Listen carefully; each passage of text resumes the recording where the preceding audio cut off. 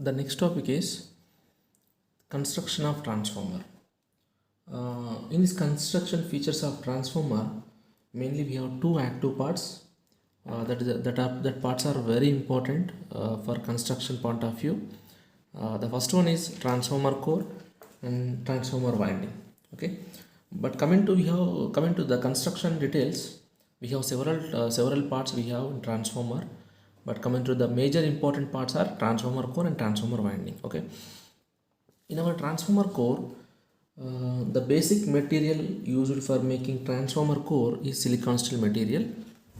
This is a basic material because of the silicon steel is a ferromagnetic material and these are superior to magnetic properties. Okay, that's the main reason to use the ferromagnetic material, that is silicon steel material.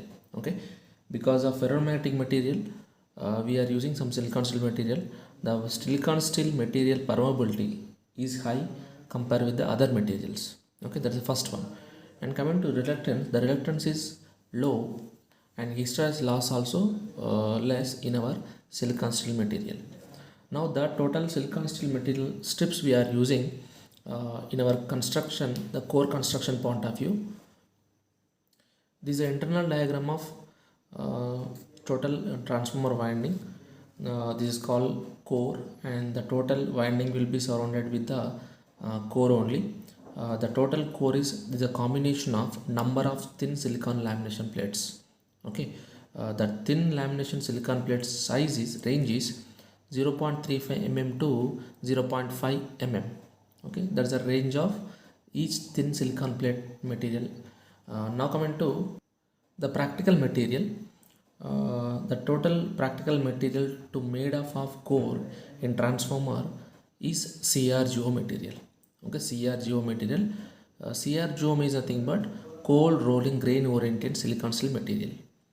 Cold rolling grain oriented silicon steel material. The permeability of the CRGO material will be high compared with your normal silicon steel material. Because of this reason, we prefer in transformer core. The CRGO material will be preferred in transformer core construction. Okay. Now to reduce the eddy current losses, all thin silicon plates will be limbed together. Now the total part of the top of the core is called yoke. Okay, this is nothing but yoke and these are another yoke. Now this vertical yokes is winded with some winding, primary winding and secondary winding. These two are limbs. Okay, these two are limbs and these two are yokes. For example, this is a lamination of CRGO plates in our transformer core. The total CRGO material, CRGO plates are laminated with some insulating material. That insulating materials are oxide paint and inorganic paint and thin impregnated papers. To reduce the eddy current losses by using some insulating material in between any lamination plates. Basically, we have the two magnetic cores in transformer, maybe core type transformer and shell type transformer. Based on this two core type and shell type, we have some differences. We will discuss later, no issue. Coming to the next major part, transformer winding. Transformer winding, it is made up of either copper or aluminum material. Sir, the total transformer, most of the transformer is made up with copper material only. Some of the distribution transformer is made with aluminum material. Okay, most probably we are using copper material in our transformer winding. In this, every primary winding and secondary winding, in primary winding and secondary winding, again we have some two windings. For each limb having two windings, the total limb will be divided with two winds. Maybe it is LV winding, maybe it is HV winding. Now this type of winding is called interleaved winding. Okay, this type of winding is called interleaved winding. Each limb consisting of two windings, it may be LV winding and HV winding. Now that type of winding is called interleaved winding. And coming to yoke, and it is one of the protection device for the transformer from the outside disturbances, from any abnormal condition. The total transformer will be protected from yoke or tank. Okay, now that is the outside part of the transformer. It's not an internal part. Okay, now coming to the conservation tank. Before going to that, we need to remember one important keywords for each part of the transformer. Yoke is a one protection device from any physical disturbances from outside of the transformer. That is a main important keyword for yoke or tank. And coming to conservation tank, the conservation tank is located at top of the transformer. That's the first point.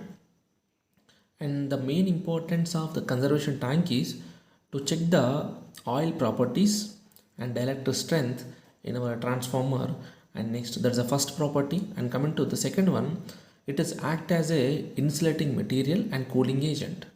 It is a cooling agent because of whenever the transformer will be heated up to high temperature, the total transformer will be cooled down by using transformer oil.